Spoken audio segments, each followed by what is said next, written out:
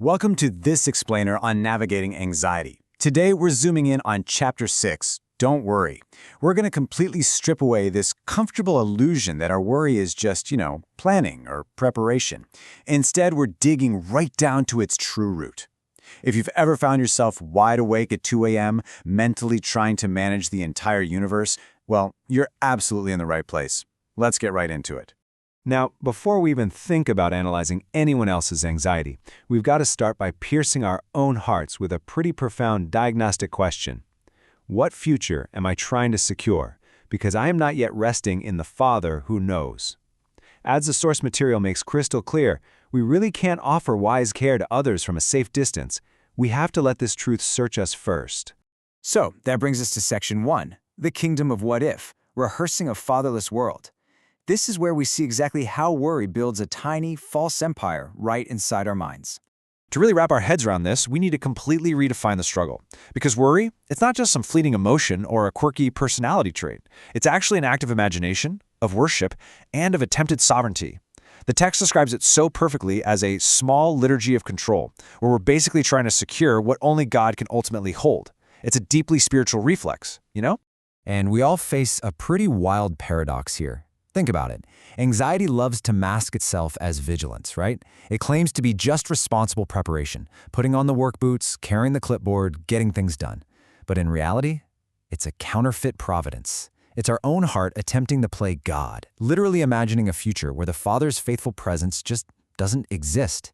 And going deeper into Chapter 6, the text reveals that worry actually has its own rhythms and internal chants. It actively demands daily sacrifices from us, usually our sleep and our peace of mind, and it takes all of that in exchange for the mere illusion that we are staying prepared. It's this exhausting little liturgy that promises protection, but honestly just delivers total exhaustion. Which brings us to Section 2, Diagnosis, the Anxious Heart. This is where we move beneath the surface panic to expose what we truly love and fear. Because anxiety is never just about the circumstances themselves, right? It's about the heart. The text points us straight to Jesus' teaching.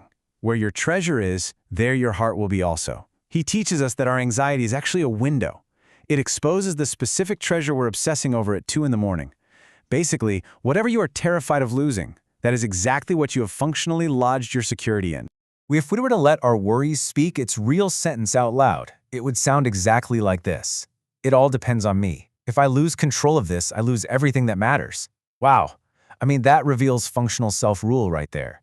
It highlights this intense fear of losing the fragile little kingdom we've built, proving that our anxiety is directly tied to our attempted sovereignty. Moving right along to Section 3, the counselor's own worry, the log in our own eye. Here, it is absolutely crucial that we turn the mirror directly onto ourselves as helpers. Because if we're going to counsel anyone else through their worry, we've got to recognize the log in our own eye first. We have to stop and ask, what does my worry accuse God of being or not being? We simply can't guide someone else out of anxiety if we are busy practicing our own counterfeit providence. Think about it. A counselor who can't sleep because they're mentally supervising every single counselee's life. They aren't practicing deeper love. They're just practicing their own anxiety. So before speaking into someone else's life, we helpers really have to pause and utilize that guided reflection space. We have to catch ourselves when we spiritualize our own worry by calling it pastoral concern or responsibility.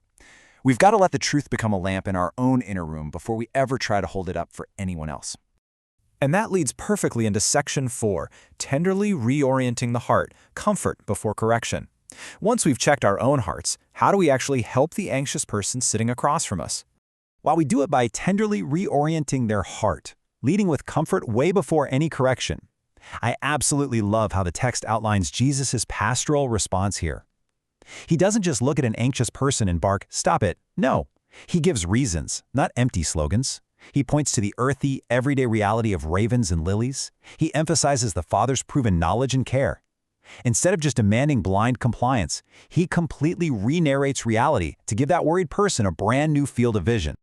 So the major takeaway here is captured in this pastoral caution. Do not answer anxiety with impatience. We must never, ever rush a lament into a lesson.